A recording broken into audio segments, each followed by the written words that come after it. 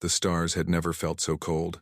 Admiral Yuki Tanaka stood at the bridge of the UES Defiance, watching the massive alien station grow larger through the viewport. The conclave of ascended species hung in space like a metal flower, its petals made of docking bays and weapon platforms. For 12,000 years, the most powerful species in the galaxy had gathered here to decide the fate of lesser civilizations. Today, they would decide the fate of humanity. "Admiral, we are receiving docking instructions," said Lieutenant Chen from the communications station. His voice was steady, but Tanaka could see the sweat on his forehead. "Follow their instructions exactly," she replied. "We are guests here." Behind the Defiance, 12 escort frigates moved in tight formation. They were humanity's entire diplomatic fleet. Each ship was painted in Earth Union colors, blue and white, and each one looked exactly like what they were. Vessels built by a species that had only discovered faster-than-light travel 300 years ago. The alien ships surrounding the station made the human fleet look like toys. Galthari battlecruisers, stretched for kilometers, their hulls covered in gold and precious metals. Vorax war vessels bristled with weapons that could crack planets. Thenari carriers moved with a grace that seemed impossible for their size, and they were all watching the humans arrive. "Receiving transmission from the station," Chen announced. "It is the Zelthari ambassador. He wishes to speak with you directly, Admiral." Tanaka nodded. "Put him through." The main screen flickered, and the face of Ambassador Kethvaros appeared. He was Xelthari, which meant he looked somewhat like a tall, thin human with silver skin and eyes that held no pupils. His mouth curled into what might have been a smile. "Admiral Tanaka," he said, "welcome to the conclave. I must say your ships are charming." Behind him, Tanaka could hear other aliens laughing. "Thank you, Ambassador," she replied, keeping her voice calm. "We are honored to attend. I am sure you are." Keith Varos leaned closer to the screen. "Tell me, Admiral, are those ships truly the best your species can build? They look like metal coffins held together by hope." More laughter from off-screen. A deep, rumbling voice added, "Perhaps they should have stayed in their little solar system where they belong." Tanaka did not react. She had expected this. Human intelligence had warned her that the conclave species looked down on younger civilizations. They saw humanity as children playing with dangerous toys. They had no idea how wrong they were. "We build what we need, Ambassador," Tanaka said simply. "Our ships have served us well. I am sure they have." Kethvaros waved a thin hand. "Dock at Platform 7. The Council will see you in 3 hours.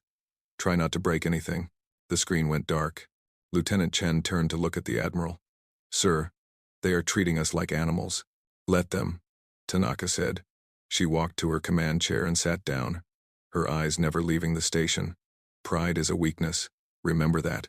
3 hours later, Admiral Tanaka walked into the grand chamber of the conclave. The room was vast, large enough to hold a small city. Representatives from over 100 species filled the viewing galleries, all of them staring at the small human delegation. At the center of the chamber stood 3 platforms, each one holding the leaders of the galaxy's dominant powers. The Xelthari ambassador stood on the first, his silver robes flowing around him. On the second stood Warlord Draxon of the Vorax Collective, a massive creature covered in thick scales, with 4 arms and teeth like knives. On the third stood the Thenari Empress, beautiful and terrible, her body wrapped in living light. "Humanity," Kethvaros announced to the chamber. "You stand before the conclave to answer for your crimes." Tanaka stepped forward. "What crimes do you speak of?" "Ambassador, unauthorized expansion." Kethvaros smiled that cold smile again. "You have spread beyond your birth system. You have colonized 14 worlds in the Orion Spur without permission from this council." "We were not aware we needed permission," Tanaka replied. "Those worlds were empty." Warlord Draxon laughed. The sound was like rocks grinding together. "Empty? Those worlds belong to the conclave. Everything belongs to the conclave, little human. You exist because we allow it." Murmurs of agreement rippled through the chamber. Tanaka could feel the hatred in the room, the contempt. To these ancient species, humanity was nothing more than an insect that had crawled too far from its nest. The Thenari Empress watched in silence. Her glowing eyes studied Tanaka with an expression the Admiral could not read. "Let me explain your situation," Kethvaros continued. "You have 2 choices. First, you can surrender all colony worlds beyond your sol system. Your people will return to Earth and remain there until we decide you are ready to join the greater galaxy. This could take 1,000 years, perhaps more. And the second choice? Tanaka asked. Correction. Kethvaros let the word hang in the air. Your species will be corrected. Your colonies will be destroyed. Your fleet will be destroyed. Your homeworld will be adjusted. You will learn your place, Admiral. One way or another. The chamber erupted in cheers. Aliens stomped their feet, clicked their claws, and howled their approval. They wanted to see humanity broken. They wanted to watch the young species crawl. Tanaka waited for the noise to fade. Then she spoke. I have a message from the people of Earth, she said. Her voice was quiet, but somehow it carried through the entire chamber. We came to the stars in peace. We asked nothing from you. We took nothing that was yours. We simply wanted to find our place in the universe.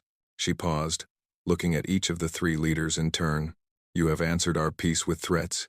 You have answered our hope with contempt. So let me give you a message in return. Kethvaros looked amused. Please, Admiral, share this message. We come in peace, Tanaka said, but we do not come unprepared.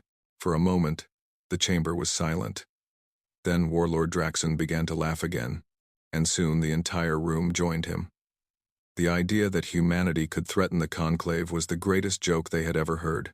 Tanaka turned and walked out of the chamber. Her officers followed her, their faces pale but their backs straight. When they reached the Defiance, Lieutenant Chen finally spoke. Admiral, what do we do now? They will destroy us. Tanaka did not answer immediately. She walked to her private quarters and sealed the door behind her. Then she moved to a hidden panel in the wall and pressed her hand against it. A small screen appeared. Authorization Tanaka 779, she said. Priority transmission. Maximum encryption. The screen glowed green. A connection opened to somewhere far beyond known space, somewhere humanity had kept secret for 200 years. Wake the sleeper, Tanaka said. Then she closed the channel and returned to the bridge. The aliens were still laughing at humanity. They were still mocking the small fleet and its primitive ships. They had no idea what was coming, and Admiral Tanaka smiled for the first time since leaving Earth. The hours that followed were tense and quiet aboard the Defiance. Crew members moved through the corridors with nervous energy, speaking in whispers. Everyone knew what the conclave had demanded. Everyone knew what would happen if humanity refused. Admiral Tanaka remained on the bridge, watching the alien ships that surrounded the station. There were hundreds of them now. Word had spread that the humans had been given an ultimatum, and vessels from across the sector had arrived to watch the show. Admiral, Lieutenant Chen said, the Xelthari are moving one of their battle cruisers into position near our fleet. Tanaka looked at the tactical display. A massive ship was indeed approaching, its golden hull gleaming under the light of distant stars. The vessel was called the Throne of Eternity, and it was one of the most powerful warships in the known galaxy. A single shot from its main weapon could destroy a city. A full barrage could crack a moon in half. They want to frighten us, Tanaka said calmly. Hold position. Do nothing. The Throne of Eternity stopped about 50 kilometers from the human fleet. For a long moment, nothing happened. Then a beam of pure white light shot from the battlecruiser's nose. The beam struck the UES Meridian, an unmanned supply ship at the edge of the human formation. The Meridian had been carrying food and medical supplies for the long journey home. It exploded in a flash of fire and metal, scattering debris across space. Cries of shock filled the Defiance's bridge. One young officer covered her mouth with her hand. Another cursed under his breath. They destroyed our ship, Chen said, his voice shaking. Admiral, they destroyed our ship. I saw, Tanaka replied. Her voice remained steady. She watched the debris drift past the viewport, pieces of the Meridian tumbling slowly through the void. Then she turned to her crew. This is what they do. They use fear as a weapon. They want us to panic, to beg, to surrender. We will do none of those things. But Admiral, another officer said, what can we do? Our weapons cannot even scratch their shields. If they decide to attack us, we will all die. Tanaka looked at him. Do you trust me? The officer hesitated. Then he nodded. Yes, Admiral. Then trust me now. Hold position. Wait. The tension did not fade after the destruction of the Meridian. If anything, it grew worse. Alien ships continued to arrive. forming a wall of metal and weapons around the small human fleet. Transmissions from the conclave station filled the communication channels, most of them mocking humanity's situation. Then came a message that silenced the bridge.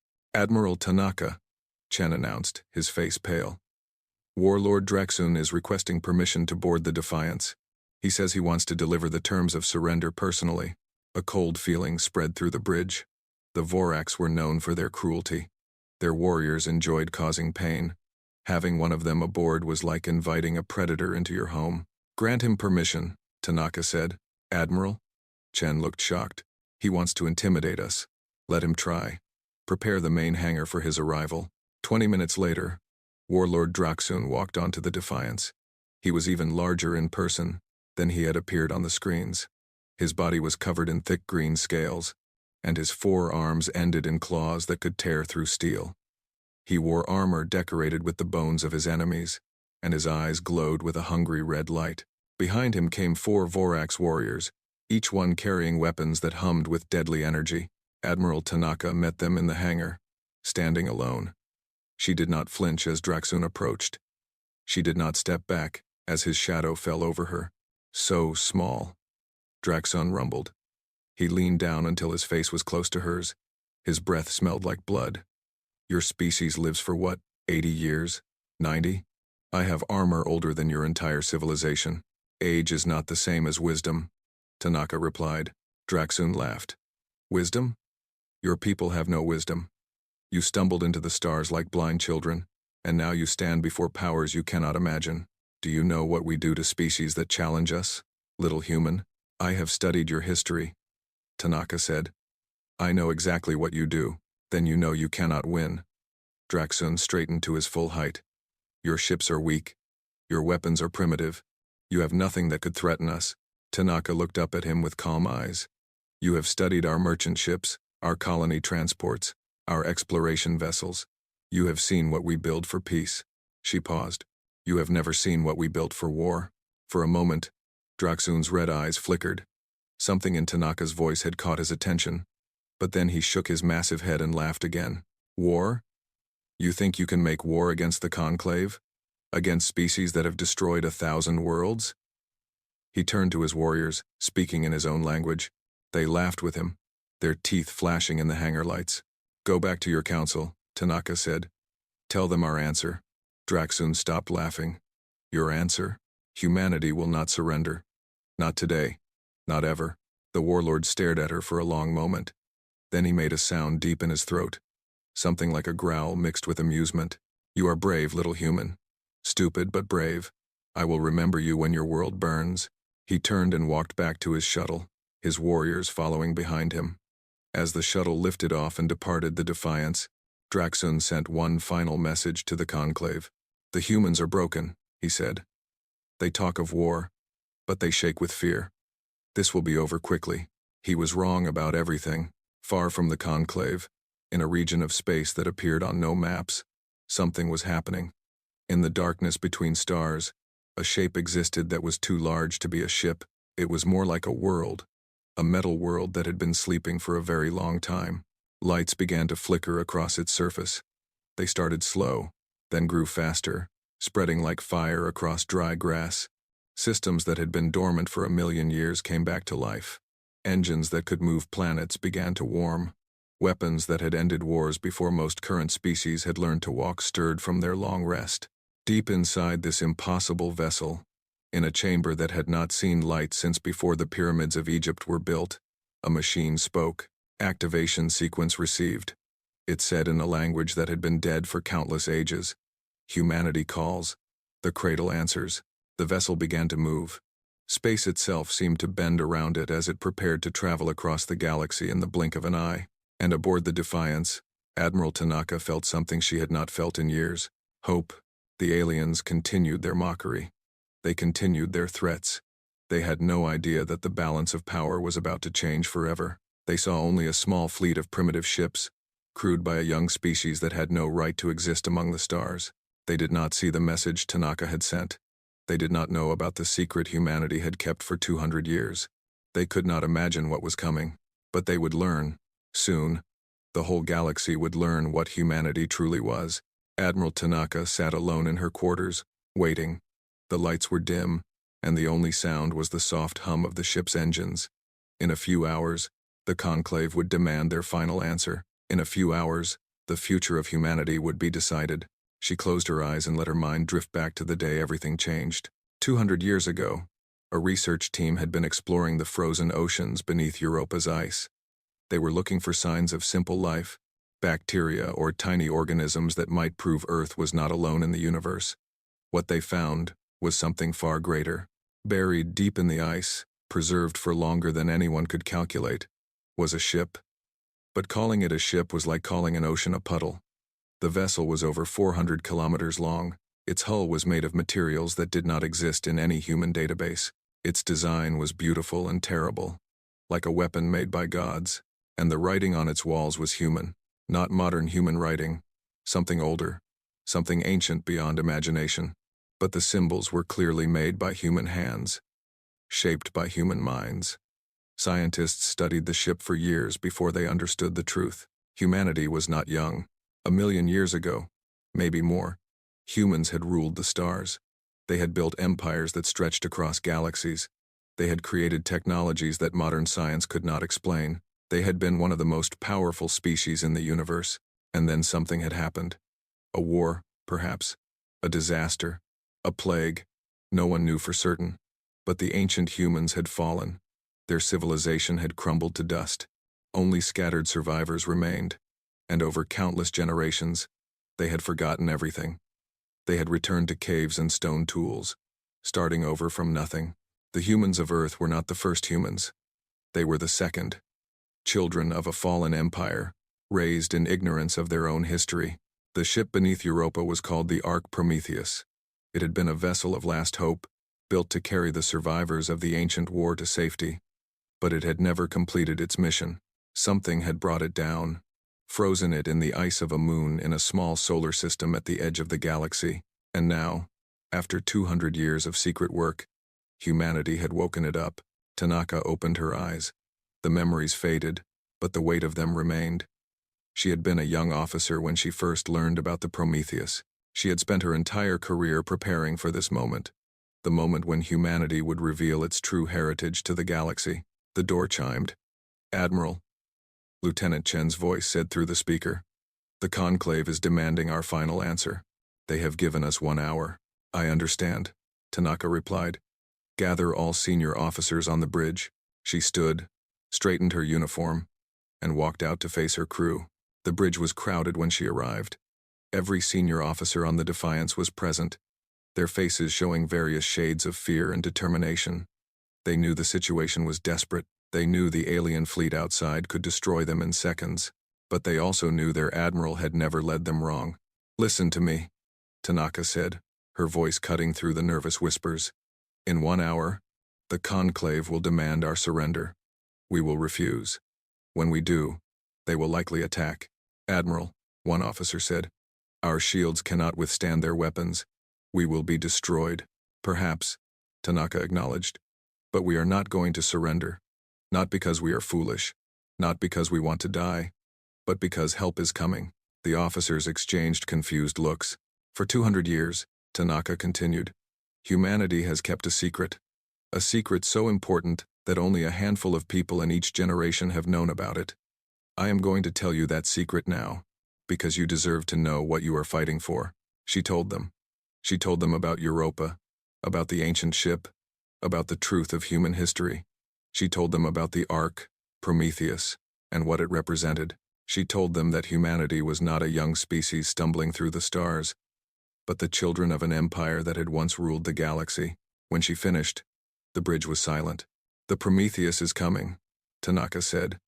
"It received my signal. It is crossing space right now to reach us. All we have to do is hold the line until it arrives." Lieutenant Chen was the first to speak. "Admiral, if what you say is true, then everything we believed about ourselves was wrong." "Not wrong," Tanaka said. "Incomplete. We are still human. We still came from Earth. We still built our civilization with our own hands. But we are also the inheritors of something greater, and today, we will show the galaxy what that means." Outside the Defiance, the alien fleet continued to grow. More ships arrived every hour, drawn by the promise of watching humanity's destruction. The conclave leaders watched from the station, confident in their power, certain of their victory. But the Thanari Empress was not certain. She stood at a viewport in her private chambers, her glowing body reflected in the glass. She had lived for thousands of years. She had seen countless species rise and fall, and something about the human admiral troubled her. Tanaka had shown no fear. Even when Draxun had boarded her ship, even when the Meridian had been destroyed before her eyes, the human woman had remained calm. It was not the calmness of despair or acceptance. It was the calmness of someone who knew something others did not. The Empress called her fleet commander. "Move our ships back," she ordered. "Maintain distance from the human vessels." "Your Majesty." The commander sounded confused. "The Zelthari and Vorax are moving closer. If we pull back, we will appear weak." "I do not care how we appear," the Empress replied. "Something is wrong. I can feel it. The humans are not afraid, and they should be. Move our ships back." Now, the commander obeyed. Across the battlefield, the Thanari fleet slowly retreated, putting distance between themselves and the human vessels. Ambassador Kethvaros noticed the movement. He sent a message to the Empress. "What are you doing?"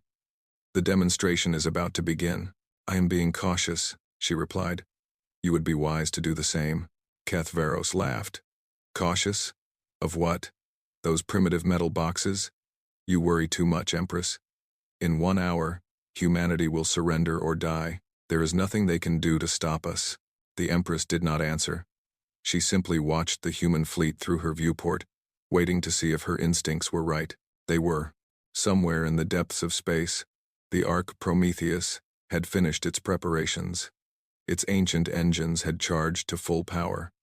Its fold space drives had calculated the jump to the conclave. Everything was ready. The machine voice spoke again, echoing through chambers that had been silent for 1,000,000 years. Jump sequence initiated. Arrival in 1 hour.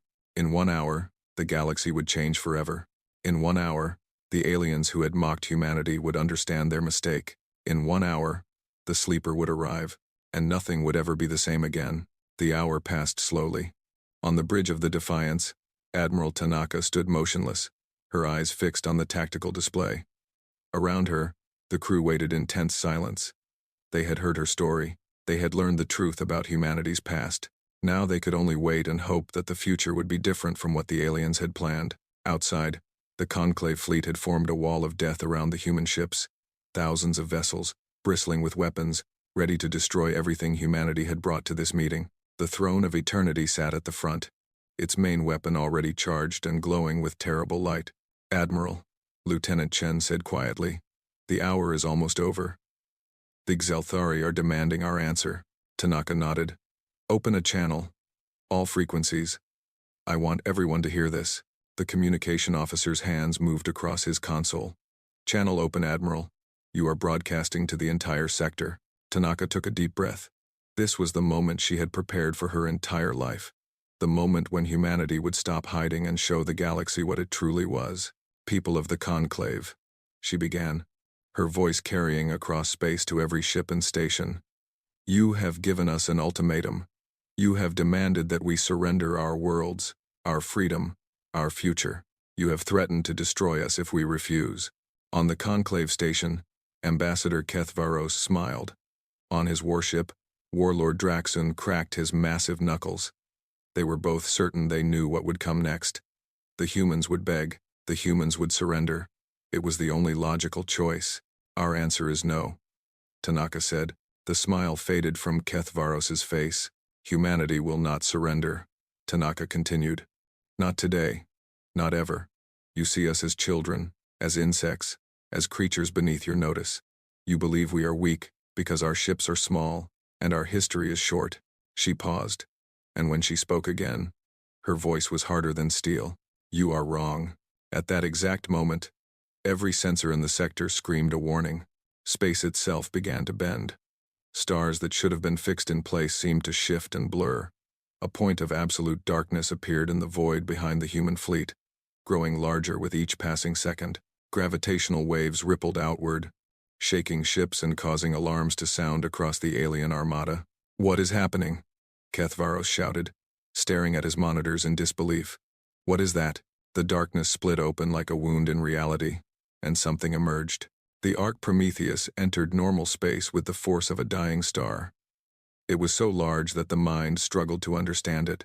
400 kilometers of ancient metal and forgotten technology, a ship that made the mightiest Zelthari battlecruiser look like a child's toy. Its hull was scarred with the marks of battles fought before any current species had evolved. Its weapon arrays stretched across its surface like mountain ranges. Its engines glowed with a light that hurt to look at directly. Silence fell across the conclave fleet. For the first time in 12,000 years, the masters of the galaxy had nothing to say. On his warship, Warlord Draxoon stared at the impossible vessel. His red eyes were wide, his 4 hands trembling. He had fought in 100 wars. He had destroyed planets and exterminated species. He had never known fear. He knew it now.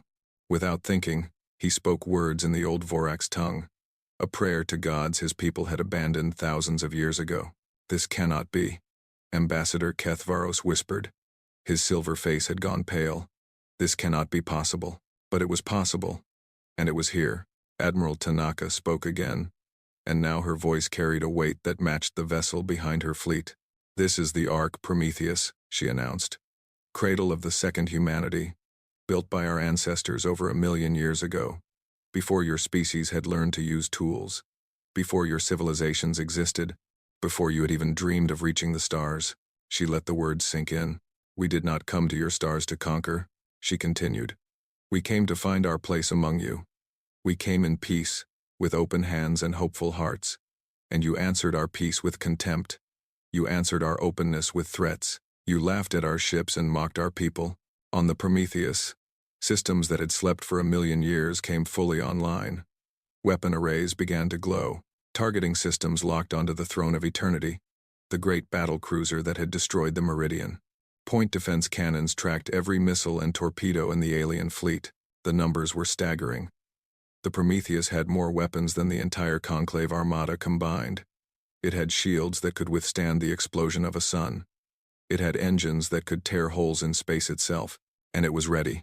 We will offer peace one final time, Tanaka said. But understand this. We are not the frightened primitives you imagined. We are not children stumbling through the darkness. We are the descendants of those who already ruled these stars. Long before you existed, she leaned forward, her eyes burning with something ancient and powerful. We remember. The throne of eternity powered its main weapon. Perhaps Kethvaros gave the order. Perhaps the captain acted on his own fear. It did not matter. A beam of devastating energy shot toward the human fleet, powerful enough to destroy 12 ships. It never arrived. A single beam lanced out from the Prometheus, faster than light, faster than thought. It struck the throne of eternity with surgical precision. The great battle cruiser went dark.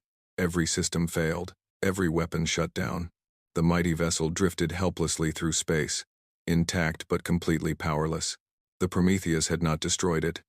It had simply turned it off. A warning, a demonstration, a message that needed no words. Your greatest warship, Tanaka said quietly, disabled by a single shot. Imagine what we could do if we wanted to destroy you. Imagine what our ancestors did to their enemies long ago. No one in the Conclave fleet moved. No one spoke. No one even breathed. The Thinari Empress stood at her viewport, watching the Prometheus with ancient eyes. She had been right to pull her fleet back. She had been right to sense that something was wrong. But even she had not imagined this. Admiral Tanaka, she said, opening a private channel to the Defiance, you could have destroyed us at any moment. From the very beginning, you had this power. Why did you not use it? Why did you let us mock you and threaten you? Tanaka's response was simple. Because we wanted to give you a chance to be better. We hoped you would see us as equals, as friends. We hoped the Conclave would welcome humanity instead of threatening it. The Empress was quiet for a long moment. Then she asked, and now? What will you do now? Tanaka looked at the great vessel that had come to save her people. The Ark Prometheus, ancient and powerful. A reminder of everything humanity had been, and everything it could become. Now, she said, we will teach you what we should have shown you from the beginning. And what is that? That the galaxy is big enough for all of us. That power does not have to mean cruelty. That strength can be shown through mercy. The Empress bowed her glowing head.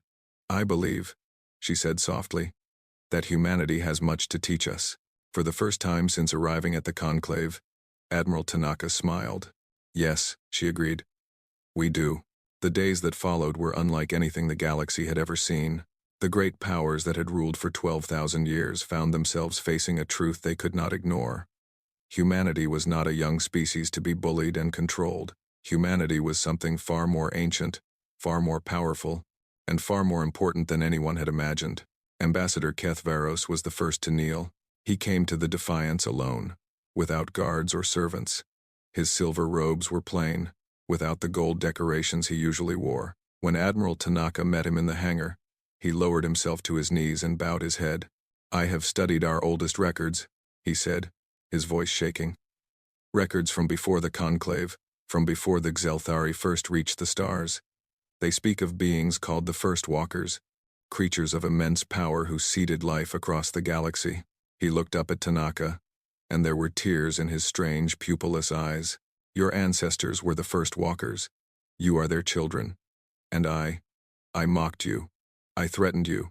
I called your ships metal coffins. His voice broke. I did not know. I did not understand. Tanaka reached down and touched his shoulder gently. Rise, Ambassador. We did not come here for your worship. We came here for your friendship. Kethvaros stood slowly.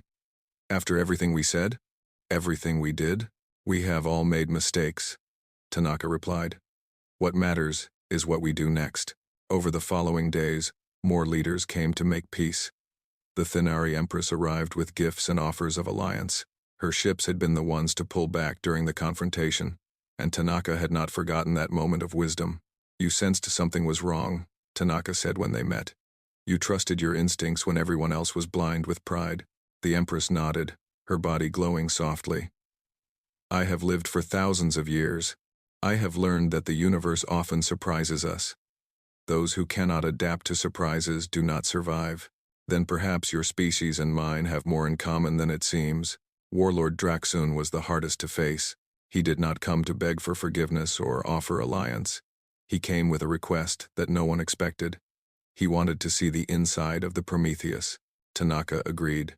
She walked with him through the ancient corridors of the vessel that had carried humanity's ancestors across the stars. Draxun was silent for most of the journey, his red eyes taking in every detail. The walls were covered in writing that he could not read, symbols from a language that had been dead for 1,000,000 years. Then they came to the garden. It was a vast chamber at the heart of the ship, a space that held life from a world that no longer existed. Trees grew there, their leaves green and healthy, despite the ages that had passed. Flowers bloomed in colors that did not exist on any known planet. Animals moved through the undergrowth, creatures that had been preserved in frozen sleep and awakened when the ship came back to life. And there were humans. Statues of humans, carved from crystal, their faces peaceful and wise. The ancestors who had built the ship and entrusted their legacy to the future. Draxun stopped in front of one of the statues. It showed a woman holding a child, both of them looking up at the stars. You carried your world with you, he said quietly. His voice, usually so harsh, was almost gentle. All of this. You brought it across the darkness. You preserved it. You protected it. Yes, Tanaka said. We would have burned ours for power. Draxun turned to look at her. The Vorax have conquered many worlds. We have taken what we wanted and destroyed what we did not need. We believed this made us strong. He shook his massive head. But you are truly strong. You held on to what mattered. You survived not through conquest but through preservation, through hope. To Tanaka's surprise, tears began to fall from Draxun's red eyes. Teach us, he said. Teach my people how to be more than warriors. Teach us how to be human. The Prometheus Accords were signed 1 week later. The ceremony took place in the grand chamber of the conclave, the same room where Tanaka had been mocked and threatened. But now the room was filled with a different energy. Representatives from every major species had gathered, not to judge humanity, but to welcome it. The Accords established humanity as a full member of the conclave, equal in status to the Xelthari, the Vorax, and the Thinari. But more than that, the Accords created a new principle for galactic civilization. No longer would young species be threatened or conquered. No longer would power be the only measure of worth. The galaxy would grow together, or it would not grow at all. Admiral Tanaka signed the document on behalf of humanity. When she finished, she stood before the assembled species and spoke. 1,000,000 years ago, our ancestors fell. Their civilization crumbled. Their knowledge was lost. For countless generations, humanity struggled in darkness, not knowing who we were or where we came from. She looked at the faces around her, alien and strange, but no longer hostile. But we survived. We climbed out of the darkness. We built new civilizations, new technologies, new dreams. And when we finally reached the stars, we found the truth of our past waiting for us. She gestured toward the viewport, where the Prometheus could be seen in the distance, its ancient hull gleaming in the starlight. That ship is not just a weapon. It is a promise. A promise that no matter how far we fall, we can rise again. A promise that no matter how much we lose, we can rebuild. A promise that hope is never truly gone. She turned back to the crowd. Today, we extend that promise to all of you. We do not seek conquest. We do not seek revenge. We seek only to build something better than what came before. A galaxy where every species can find its place. A future where our children, all of our children, can look up at the stars without fear. The chamber erupted in applause. Even Kethvaros, once so proud and cruel, was clapping his thin hands together. Draxun pounded his chest in the Vorax gesture of respect. The Thinari Empress simply smiled her glowing smile. After the ceremony, Tanaka stood alone on the observation deck of the Defiance. Outside, human and alien ships flew in formation for the first time, a fleet united not by fear, but by hope. Her first officer, Commander Rodriguez, joined her. "Do you think they will ever truly accept us?" he asked. Tanaka watched the ships dance through the stars.